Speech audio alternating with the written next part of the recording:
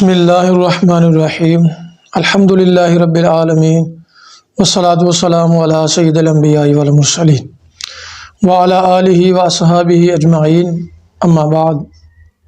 سامعین محترم، آج آپ کے سامنے نماز پنجگانہ میں جو ہم رکعات ادا کرتے ہیں ان رکعات کی ادائیگی کا طریقہ بتانے جا رہا ہوں۔ تو سب سے پہلے یہ بات یاد رکھیں کہ ہماری رکعات مختلف طرح کی ہیں۔ کچھ رکعات فرض ہیں، کچھ واجب ہیں، کچھ سنت مؤکدہ ہیں اور کچھ سنت غیر مؤکدہ ہیں اور کچھ نفل ہیں۔ تو ان کو ادا کس کس طرح سے کرنا ہے، احباب کے ذہن میں یہ الجھن ہے کہ شاید جیسے فرض، پھر واجب، پھر سنت مؤکدہ، سنت غیر مؤکدہ، نفل، چونکہ رکعات کے نام مختلف ہیں تو کیا ان کو ادا کرنے کا طریقہ بھی مختلف ہے؟ تو سامعین، بالکل ان رکعات کو ادا کرنے میں تھوڑا سا فرق جو ہے وہ ملحوظ رہنا چاہیے۔ تو جانتے ہیں سب سے پہلے ہم جو فرض رکعات ہیں ان کے بارے میں۔ تو 2 رکعت فرض، جیسے نماز فجر میں 2 رکعت فرض ادا کیے جاتے ہیں، تو اس کو ادا کرنے کا طریقہ یہ ہے کہ جب ہم نماز کو ابتدا اللہ اکبر سے کرتے ہیں تو سب سے پہلے ہم اس کے بعد ثنا پڑھیں گے، پھر اس کے بعد اعوذ باللہ من الشیطان الرجیم بسم اللہ الرحمن الرحیم پڑھ کر سورۃ الفاتحہ کی تلاوت کریں گے۔ پھر سورۃ الفاتحہ کے ساتھ ہم قرآن کی کسی سورت کو ملائیں گے، یا تو وہ چھوٹی سورت کی تلاوت کر لیں، یا ایک بڑی آیت کی تلاوت کر لیں، یا 2 چھوٹی آیات کی تلاوت کر لیں جو ایک بڑی آیت کے برابر ہوں، یا 3 چھوٹی آیات جو ایک بڑی آیت کے برابر ہوں اس کی تلاوت کر لیں۔ تو جو چاہیں، جہاں سے چاہیں آپ قرآن کی تلاوت کر سکتے ہیں۔ تو اس تلاوت کو کرنے سے پہلے یہ سوال ہے کہ کیا ہم بسم اللہ الرحمن الرحیم پڑھیں گے یا نہیں؟ تو اس کے لیے یاد رکھیں، اگر تو آپ سورت کو ابتدا سے پڑھ رہے ہیں تو پھر آپ بسم اللہ الرحمن الرحیم پڑھ لیں۔ تو اگر سورت کی ابتدا سے نہیں، درمیانے سورت سے یا سورت کی آخری آیات کو تلاوت کرتے ہیں تو پھر بسم اللہ الرحمن الرحیم پڑھنے کی ضرورت نہیں۔ تو یہ ہماری پہلی رکعت مکمل ہوئی۔ اب دوسری رکعت کے لیے جب ہم کھڑے ہوں گے تو ہم بسم اللہ الرحمن الرحیم سے شروع کریں گے، پھر سورۃ الفاتحہ کی تلاوت کریں گے، پھر اس کے بعد وہی بات پہلی رکعت کی طرح کہ ہم نے جو سورت ملانی ہے یا تو وہ ایک مکمل سورت ہوگی، یا پھر بڑی سورت کے درمیان سے ہم کچھ آیات تلاوت کر لیں گے۔ تو ان دونوں کے لیے یہی بات ہے کہ اگر آپ سورت کی ابتدا سے تلاوت کرتے ہیں تو بسم اللہ الرحمن الرحیم پڑھ لیں، تو اگر آپ درمیانے سورت سے پڑھ رہے ہیں تو بسم اللہ الرحمن الرحیم پڑھنے کی ضرورت نہیں۔ تو یہ ہماری ہوئی 2 رکعت کی نماز۔ اب یہاں پہ ہی آپ یاد رکھ لیں کہ 2 رکعت والی نماز چاہے فرض ہو، چاہے سنت مؤکدہ ہوں یا نفل ہوں، 2 رکعت والی نماز کے لیے یہی طریقہ ہے۔ جیسے نماز فجر کی آپ 2 سنت ادا کرتے ہیں، اسی طریقے سے ادا کریں گے۔ نماز ظہر کے 4 فرض کے بعد 2 سنت اور 2 نفل ادا کرتے ہیں، اسی طریقے سے ادا کریں گے۔ نماز مغرب کے فرائض کے بعد آپ 2 رکعت سنت اور 2 رکعت نفل ادا کرتے ہیں، اسی طرح سے ادا کریں گے۔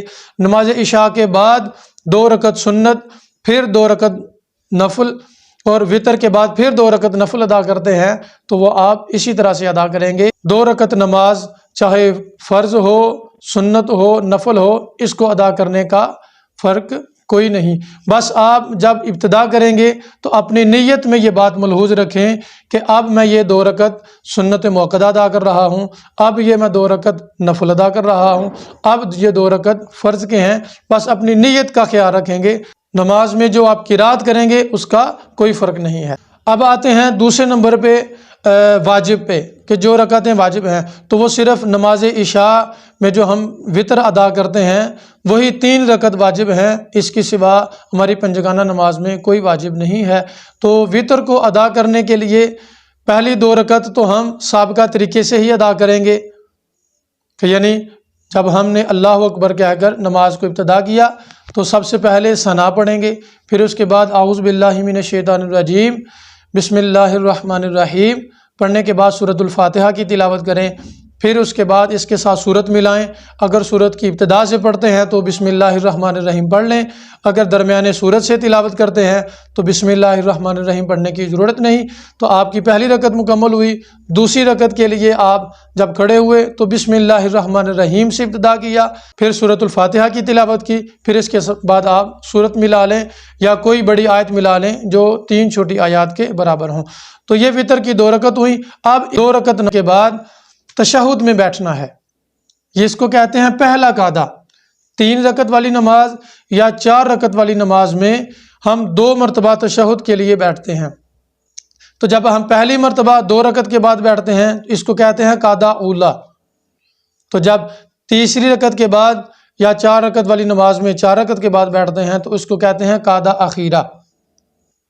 اسی طرح 2 رکعت والی جو نماز ہوتی ہے اس میں ایک ہی قعدہ ہے اور وہی قعدہ اخیرہ ہوتا ہے، وہاں قعدہ اولا نہیں ہوتا۔ تو بات چل رہی تھی نماز فطر کی، تو پہلی 2 رکعت بتا چکا۔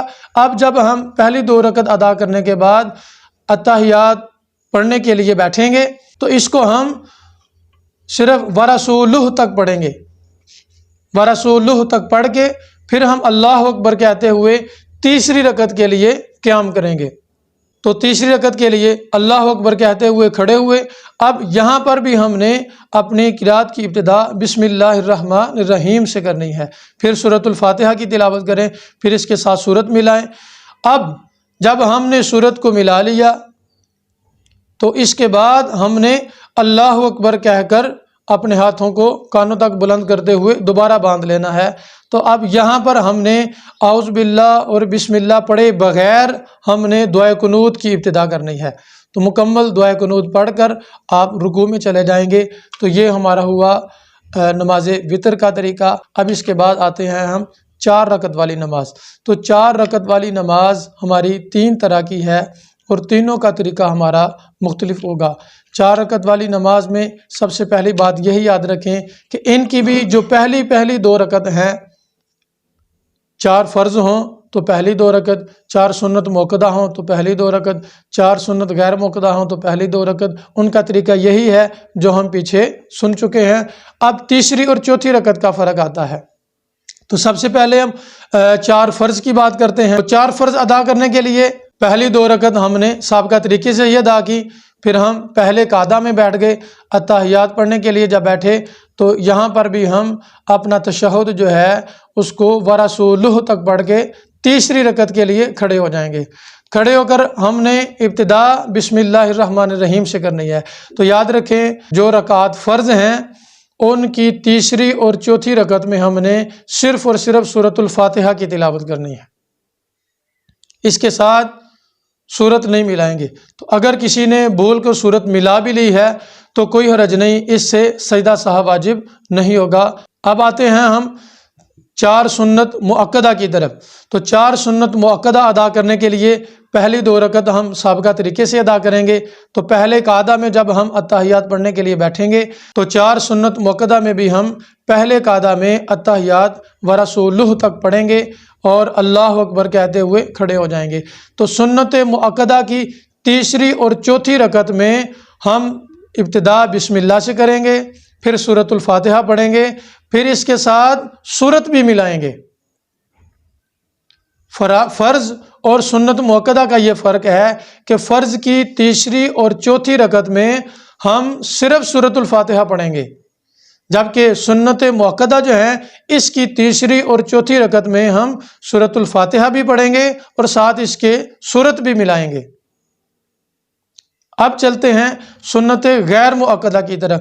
تو 4 رکعت سنت غیر مؤکدہ جیسے نماز عصر کی پہلی 4 رکعت یا نماز عشاء کی پہلی 4 رکعت، تو ان کا بھی پہلی 2 رکعت ادا کرنے کا طریقہ وہی جو سابقہ ہم 2 رکعت کا سن چکے۔ اب جب ہم 2 رکعت ادا کر کے اتحیات یعنی تشہد کے لیے بیٹھیں گے تو اس کو کہتے ہیں پہلا قعدہ۔